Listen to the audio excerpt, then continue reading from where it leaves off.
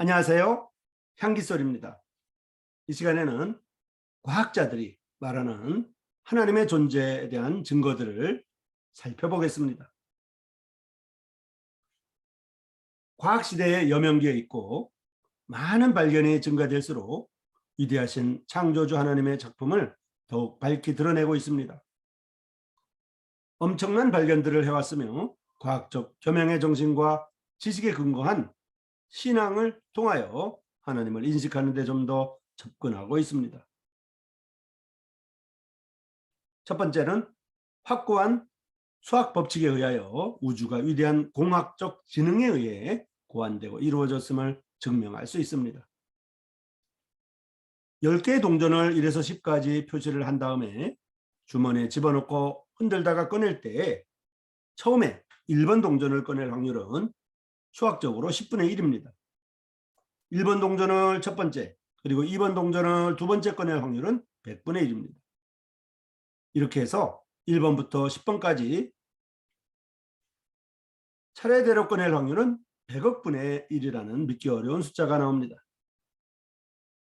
이러한 추론에 의해 지구상의 생명에 필요한 수많은 어려운 조건들이 우연에 의하여 적절한 관계 속에서 존재할 수 있는 가능성은 없습니다. 지구의 자전 속도는 시간당 1000마일의 속도를 유지하고 있습니다. 만일 이 속도가 100마일이 된다면 밤낮의 길이는 지금의 10배가 될 것이고 계속되는 낮의 뜨거운 태양은 지상의 식물들을 태워버릴 것이며 반면 밤 동안의 주인은 살아남은 싹들마저 얼려버리고 말 것입니다. 생명의 원천이 되는 태양은 화씨 12,000도의 표면 온도를 유지하고 있고 지구는 태양으로부터 적당히 떨어져 있기 때문에 이 영원한 불덩이는 적절히 따뜻하게 해주고 있습니다. 만약 태양의 표면 온도가 지금의 절반이 된다면 얼어 죽을 것이고 지금보다 절반이 더 뜨겁다면 온몸은 익어버릴 것입니다. 지구의 지축이 23도 정도 기울어져 있기 때문에 봄, 여름, 가을, 겨울 4계절을 만들어줍니다. 만약 그렇게 기울어져 있지 않았더라면 태양에서 증발한 수증기는 전부 북쪽과 남쪽으로 이동하여 얼음덩이 대륙들을 만들어 버렸을 것입니다. 지구와 달과의 거리가 만약 현재보다 5만 마일만 더 가까웠다면 조수가 너무 거대한 규모로 일어나서 하루에 2번 모든 대륙이 물에 잠기게 될 것이며 산맥들조차도 곧 침식되어 버릴 것입니다. 지구의 표면 두께가 지금보다 단 10피트, 즉 3m만 더 두꺼웠더라면 산소가 존재할 수 없었을 것이고 산소가 존재할 수 없었다면 어떤 동물도 살아남지 못했을 것입니다. 대양, 즉 바다의 깊이가 현재보다 몇 피트만 더 깊었었다면 산소와 탄소가 대양에 흡수되어 어떠한 식물도 살아남지 못했을 것입니다. 대기권이 현재 약 4km인데요. 만약 이보다 훨씬 더 넓었다면 별똥별들이 하루에도 수백만 개씩 공중에서 타올라서 지구의 전 지역은 불바다가 되었을 것입니다. 이런 사례들 그리고 그 밖의 사례들로 미루어 볼 때 지구상의 생명이 우연에 의해 발생될 가능성은 몇백만 분의 1도 되지 아니합니다. 두 번째, 목적을 성취하려는 생명의 풍부한 지략은 편만한 지성의 증거입니다. 생명 그 자체는 어느 누구도 일찍이 근원을 헤아려보지 못했습니다. 그것은 무게도 부피도 가지고 있지 않지만은 힘을 가지고 있기 때문에 자라나는 뿌리가 바위를 깨는 것입니다. 생명은 물과 육지를 정복했고 그 모든 요소들이 분배되고 재조합되도록 촉구하고 있습니다. 생명은 마치 조각가처럼 모든 살아있는 형태를 만들고요. 마치 예술가처럼 모든 나무의 이파리를 구상하며 모든 꽃들을 채색합니다. 또 생명은 마치 음악가로서 모든 새들에게 노래를 부르도록 가르쳤고 곤충들로 하여금 여러 가지 소리를 내어 서로의 짝을 부를 수 있도록 가르쳐 주었습니다. 생명은 또한 뛰어난 화학자처럼 수많은 과일들과 향미료의 맛을 주었고 장미꽃에게는 향기를 주며 물과 탄산을 설탕과 나무로 바꾸는가 하면 그렇게 함으로써 산소를 방출하여 동물들의 생명을 유지하게 해 줍니다. 젤리처럼 끈적끈적하고 투명하며 거의 잘 보이지 않는 한 방울의 원형질이 태양으로부터 에너지를 끌어들이는 것을 보면 이 단세포는 다소 투명하고 안개처럼 뿌연 작은 방울로서 자체 내 생명의 근원을 가지고 있으며 크든지 작든지 모든 살아있는 것에게 생명을 분배하는 힘도 가지고 있습니다. 이 작은 방울의 힘은 식물이나 동물 그리고 사람들보다도 더 위대합니다. 그 이유는 모든 생명이 그곳으로부터 나왔기 때문입니다. 자연은 생명을 창조하지 않았습니다. 불을 일으키는 바윗돌도 소금기의 바닷물도 생명에 필요한 물질들을 합성할 수는 없습니다. 그렇다면 누군가가 생명을 이 땅 위에 만들어 놓았지 않았을까요? 셋째, 동물의 지혜는 그 지혜 없이 살 수 없는 작은 생물들에게 그 본능을 부어 주신 선한 창조주 하나님의 존재를 증거하고 있습니다. 먼저 연어를 보겠습니다. 어린 연어는 바다에서 몇 년을 보낸 뒤에 자신이 태어난 강물로 되돌아오는데 자신이 태어난 강물의 지류가 흐르는 강물 쪽을 따라 여행을 합니다. 무엇이 그들을 그토록 정확히 되돌아오게 할까요? 만약 그 연어를 다른 지류로 옮겨 놓는다면 즉시 길을 벗어났다는 것을 알고 강물 밑을 부단히 헤엄쳐서 본래의 지류를 찾아 그 지류의 흐름을 거슬러 올라가 마침내 정확하게 목적지에서 여행을 끝낼 것입니다. 또한 장어를 보겠습니다. 더더욱 놀라운 것이 바로 장어의 신비로움입니다. 이 놀라운 생물들은 성숙기에 도처에 있는 모든 호수와 모든 강으로부터 심지어 수천 마일의 대양을 가로질러서 버뮤다 근처의 동일한 깊은 심연을 향하여 출발합니다. 그리고 그들은 그곳에서 새끼를 낳고 죽습니다. 그곳에서 태어난 새끼들은 물살의 깊은 소용돌이 속에 있다는 사실을 제외하고는 외면적으로 아무것도 알 도리가 없음에도 불구하고 다시 그 부모들이 떠나온 해안이나 그 부모들이 떠나온 강이나 그 부모들이 떠나온 호수나 그 부모들이 떠나온 작은 연못까지도 정확하게 찾아서 되돌아갑니다. 이렇게 해서 세계의 각 수역에 항상 장어들이 들끓고 있는 것입니다. 미국의 장어가 유럽에서 잡힌 일은 여태 없었고 유럽의 장어가 미국에서 잡힌 일도 없었습니다. 자연의 섭리는 유럽의 장어가 긴 여행을 해야 하기 때문에 1년 이상 성숙을 늦추어 주었습니다. 장수말벌도 마찬가지입니다. 장수말벌은 메뚜기를 압도하여 땅에 구멍을 파고는 바로 그 장소에서 정확하게 메뚜기에게 침을 놓음으로써 메뚜기가 죽지 않고 살아있도록 합니다. 그리고 장수말벌은 그곳에 즉시 알을 낳아 자신의 어린 새끼들이 알을 까고 나왔을 때 메뚜기 고기를 갉아서 먹을 수 있도록 하는 것입니다. 죽은 고기는 죽어버리기 때문에 결코 어린 새끼들을 돌보지 못하기 때문입니다.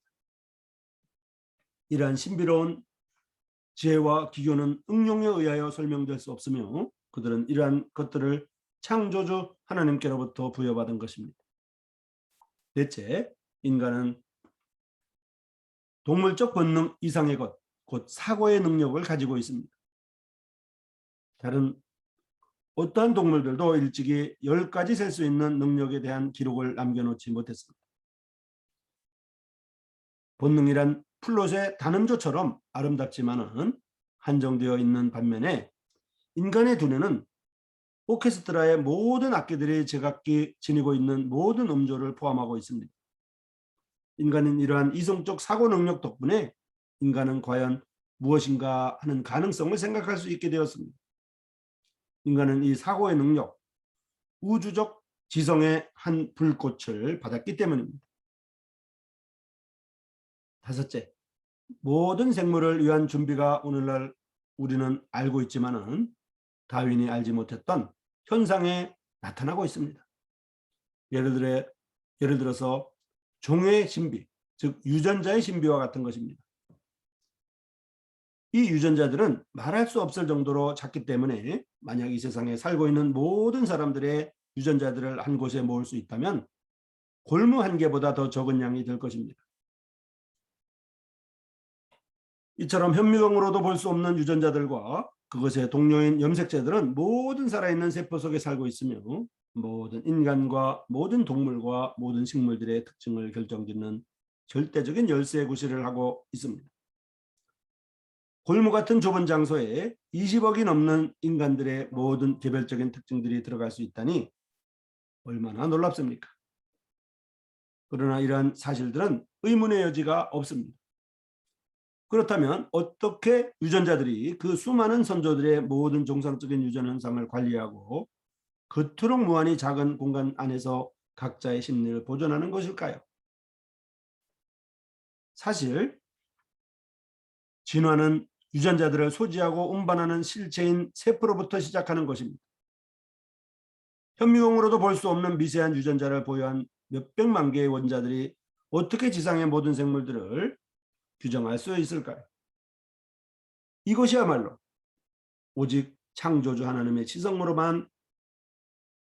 지성으로부터만 나올 수 있는 풍부한 지혜와 풍부한 섭리의 실례인 것입니다. 실제 사례인 것입니다. 다른 어떤 가설도 이를 설명할 수 없을 것입니다. 여섯째, 자연의 섭리에 의하여 우리는 단지 무한한 지혜, 무한한 이러한 지식만이 앞날을 예측하고 그처럼 어려운 동작을 준비할 수 있었음을 깨닫지 않을 수가 없습니다. 호주에서 보호용 울타리로 사용하려고 선인장을 심었었는데 그 선인장이 얼마나 번식이 빠르든지 삽시간에 영국 땅 넓이만큼 차지해 버렸습니다. 주변의 소도시나 마을의 주민들을 밖으로 몰아냈고 농장마저도 파괴해 버렸습니다. 학자들이 나서서 선인장의 번식을 막을 방도를 찾기 위해 세상을 두루 다닌 끝에 다른 식물은 전혀 먹지 않고 오직 선인장만 먹어치우는 곤충을 발견했습니다. 학자들은 이 곤충을 이용해서 선인장의 번식을 막는 데 성공했지만은 이제는 이 곤충 때문에 선인장이 살아남지 않게 되었습니다. 학자들은 곤충과 선인장을 필요한 만큼 균형을 유지하도록 해서 문제를 해결했습니다. 이러한 억제와 균형은 전 우주에 보편적으로 제공되어 왔습니다. 어째서 급속히 증가하는 곤충들이 지구를 지배하지 못하는 것일까요? 곤충들은 사람처럼 호흡하는 폐를 가지고 있지 않고 관을 통해 호흡합니다. 곤충들이 크게 성장해도 호흡하는 관은 함께 비대하지 않게 되어 있습니다. 몸의 크기에 비례하여 호흡기관은 커지지 않기 때문에 대형 곤충의 출현이 억제되어 왔습니다. 이러한 억제가 없었다면 인간은 이 지구에 존재할 수 없었을 것입니다. 사자만큼 몸집이 커진 말벌이 생겨났다면 우리 인간들은 어찌 되었을 것인가? 상상할 수도 없습니다. 일곱째, 인간에게 하나님을 상상하거나 짐작할 수 있다는 사실 그 자체가 하나님이 존재한다는 독특한 증거가 됩니다. 하나님에 대한 사고의 능력은 인간의 신성한 능력으로부터 유래하며 이것은 세상에 그 어떤 것도 갖고 있지 못한 능력입니다. 이러한 능력으로 인간만이 보이지 않는 것들에 대한 증거를 찾아낼 수 있습니다. 또한 이러한 능력이 전개되는 범위는 무한정합니다. 그러므로 진실로 인간의 완전하고도 무한한 상상력이 정신적인 실체가 될 때 인간은 모든 만물 속에서 하나님의 의도와 목적을 분별하게 될 것이며 하나님은 어느 곳에나 존재하시지만 심장, 즉 양심 속 가장 가깝게 존재하십니다.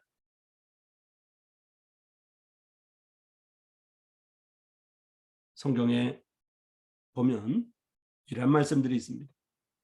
시편 19편 1절에 보면 하늘은 하나님의 영광을 선포하고 궁창이 그 손으로 하신 일을 나타내는도다 라고 말씀하셔서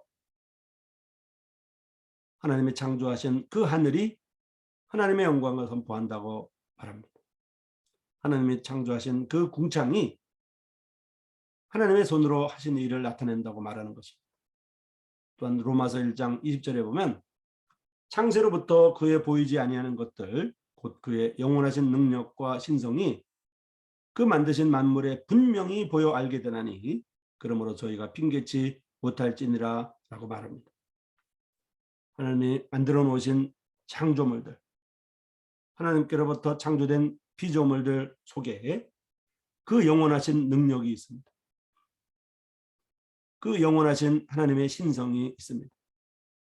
그리고 그 만드신 만물에 동물들의 또는 식물들의 또는 인간들에게 분명히 보여지고 있습니다.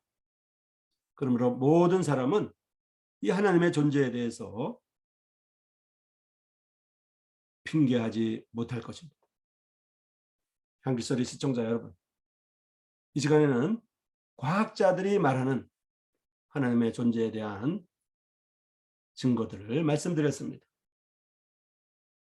향기소리 시청자 여러분, 다음 이 시간까지 안녕히 계십시오.